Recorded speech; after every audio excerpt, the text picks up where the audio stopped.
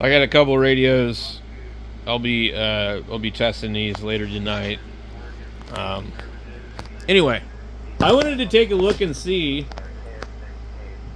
do we have any QRZ stuff? I don't really check QRZ too much anymore. I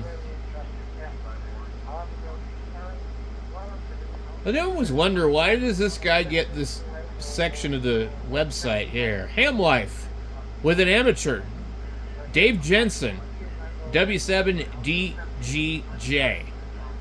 And who is this guy? Click here to read our no YouTube ham column. So that's pretty discriminatory, isn't it? No YouTube. You guys are scum. You're scum. Now, who's this? Is this Fred? Fred the Head? Fred the Head that, like, figured out how to exploit everybody for their money? I don't. A lot of people don't like Fred. I've seen Fred do some weird stuff. So I'm not so sure that I really care about him. Is this a Al Gross, W8PA Al? I think that's Al Gross, the inventor of the CB radio, basically.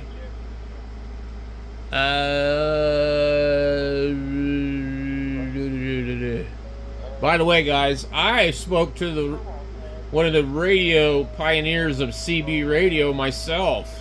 Not that guy, but none other than Jim Wilson. So I don't know.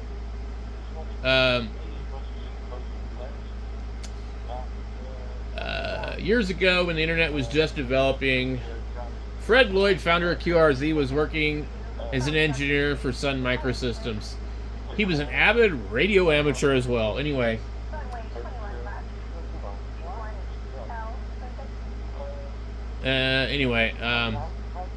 Who's this? Louis Varney?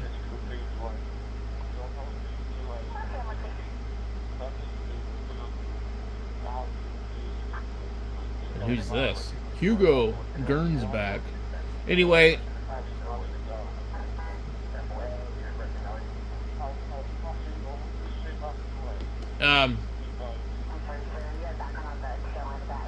But this guy has got his own little special,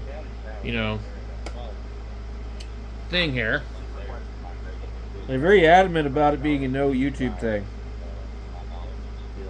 Not really sure why. And then, of course, we have the ever-present Loggers Bark magazine, which is out of Tacoma, Washington, and that is Dave. EEE or UUU. W7UUU. I actually worked him on FT8. And, I don't really know him very well. Just a little bit over the years of reading articles. He seems like a really nice guy. Let's see. We got the AST Space Mobile wanting our 440 band. So this is definitely something, if you're not paying attention, you need to get on here and read about this. I don't know what you need to do, but they want... They're already operating, okay? They're already using our band, and they've already been causing interference, and then they shut it off, and they pretended they weren't actually using it. But what they're trying to do is compete, I think, with SpaceX, Starlink, and they're claiming that there's only a 0.1 chance of interfering with hams, and they paid like some company to do a report. But the bottom line is, that's bullshit. There's no way. And so the FCC is going to, in my prediction, sell us down the road and give them that spectrum from 430 to 440. And I don't think there's anything we can do about it, to be honest. That's just my opinion.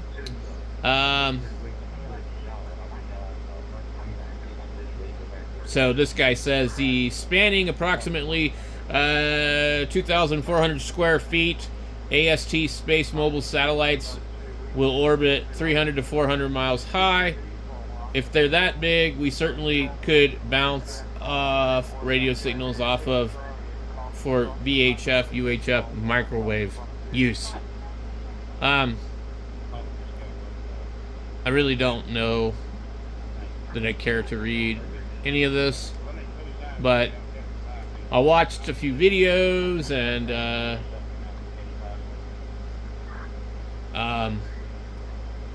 I don't know, man, but I think it'll just have to see what happens with it, but yeah. Well, why can't they just use some other part of the commercial band? Like, not just probable RFI, they proposed numerous stats on a ginormous, I don't know. Anyway, guys, there's some bad stuff going there with that, and like the old saying says, use it or lose it, but I guess we'll see what happens.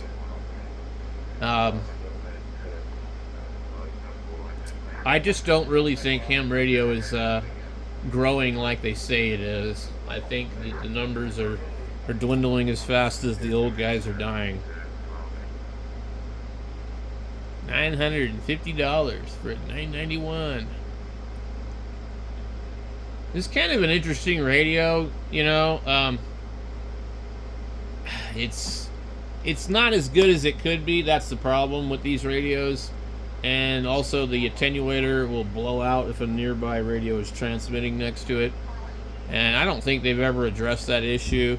There's also an issue with the antenna tuner. They accidentally coated the backside of the tuner board, and so the ground part doesn't make contact real well with the chassis.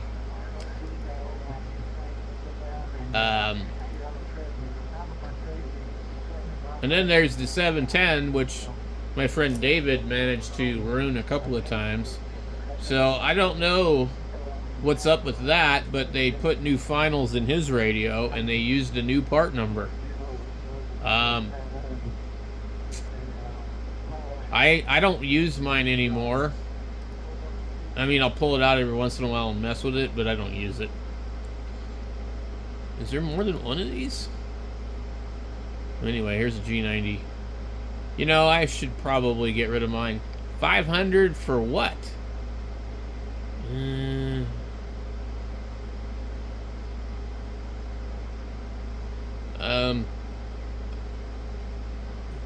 So here's my theory on the radio. You can never ask for more than what the radio costs, even with accessories, in my opinion. So even though that part on the bottom is basically $59 for the fan, and here you got probably $100 digi rig. Asking $500 for a G90 that was recently $399 on sale or $429 on Amazon seems a little excessive. I mean, most people are just going to go buy the radio new, and then they'll buy the other stuff later. Why would you give this guy $50 for his used radio? Makes no sense to me. I wouldn't.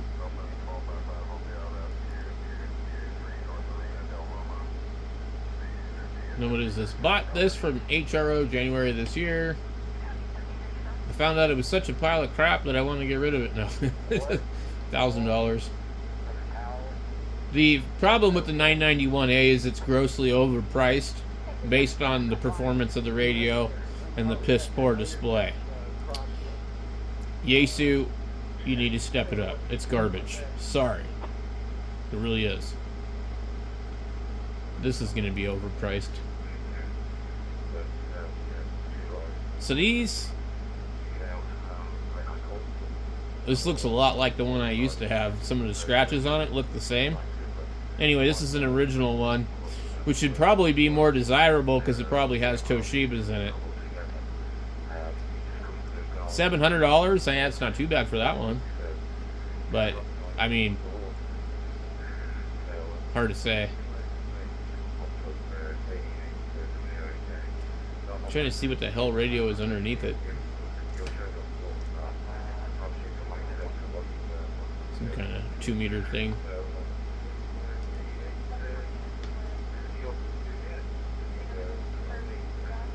You know what this microphone looks like? I just realized it. It looks like a damn fucking Audio Technica. Let me show you.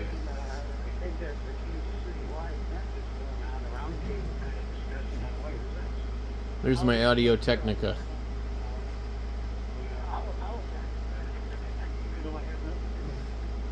To me, that looks like the same microphone, the PR40. I don't know, man. Real similar.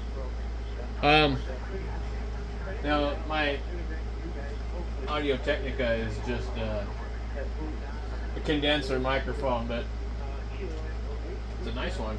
I like it. But I've never been sold on the Heil stuff. Like, I just don't think that they sound that good for the price. Like, I think in certain cases they're pretty good, but I don't think they sound amazing. I think, you know, the reality is that you can only get so good out of a radio when you're coming through the microphone connector.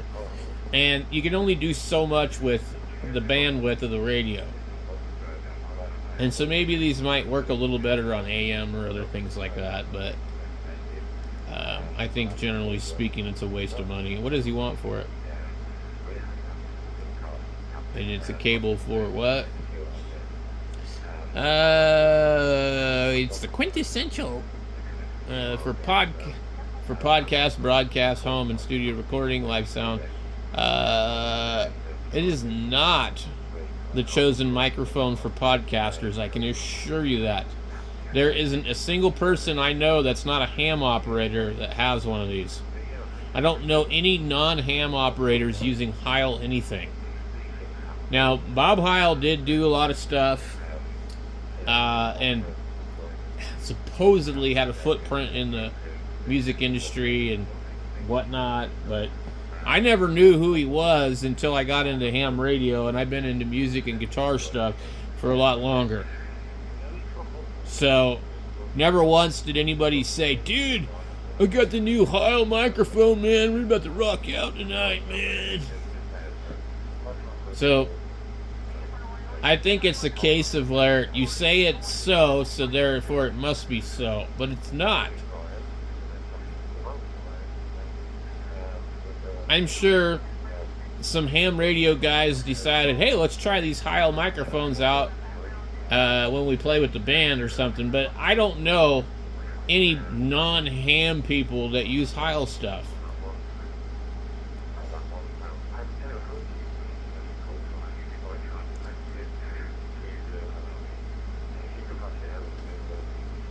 Let's see what else we got on here. Is there more than one 710 on here?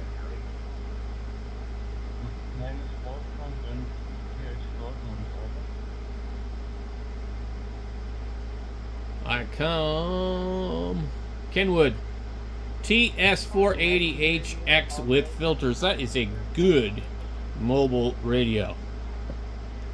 However, they usually want a lot of money for them. $925. I think I saw one for like $750 one time at a ham fest. The thing is, okay, it's a 200-watt radio. That's cool, but like, why would you pay that much money for a used radio? Just go buy a new radio. Here's another fine example. I'm like, well,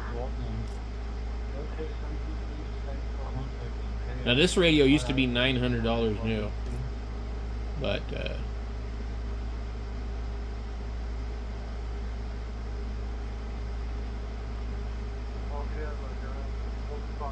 these are kind of weird radios for sure.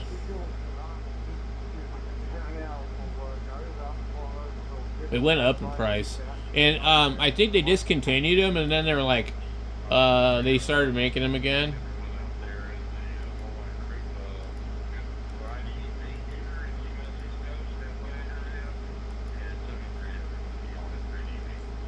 And why do people write on their radios with a fucking marker?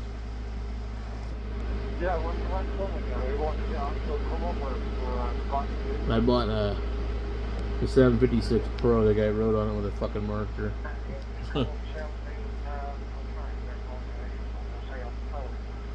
I got an old style USB on the back. I do not like these new power cord connectors they're using on everything. I say they're junk. They don't like to unplug, and as some of them get bad, they're just junk, in my opinion.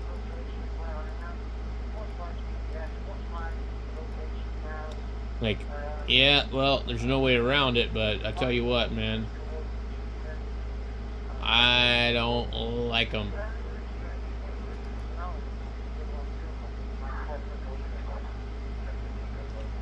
A 7300 that can talk to aliens on Mars, or truckers on CB radio. Same dude. I don't know what shares is. I'm sure it's some Martian crap. Is that a picture of him in a uniform?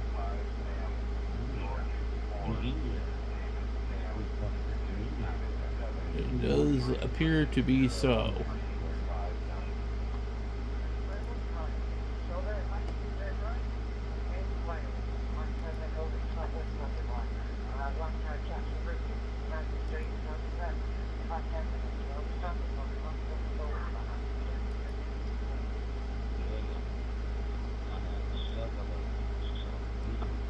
$35-watt amplifier. Like, I've always thought to myself, why can't you just go 100, man? What the hell? Neptune 50-watt auto switching amp. What the hell is this? Looks like a Mirage, really. Neptune 50-watt. This is like the Hermes Light kind of dudes. From 60dBm.com.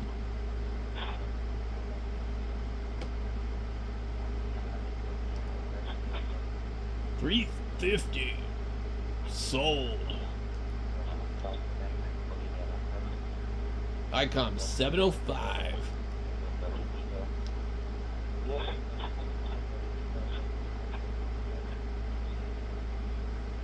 Definitely a cool radio. Honestly, I think this is worth the money compared to buying some Xiegu in the long run. The 6100 to 6200 are just kind of like toys. They're not serious radios. It can be used as a serious radio with some issues. Of course, they're also a very bargain purchase. So it has amber LEDs. Woo, my God. Oh, damn. The trimmers have been upgraded.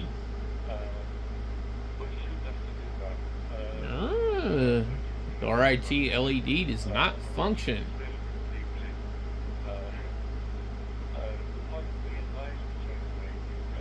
Does it have the door? It has the door. It's got the knob like you would see on the original 751s. I always thought these radios looked kind of modern to me. You see it's got the old ICOM logo. It puts it somewhere about 1989 or older. Now, they used to be green on the display, and I prefer green. Alright, well, that's it for this one, dude.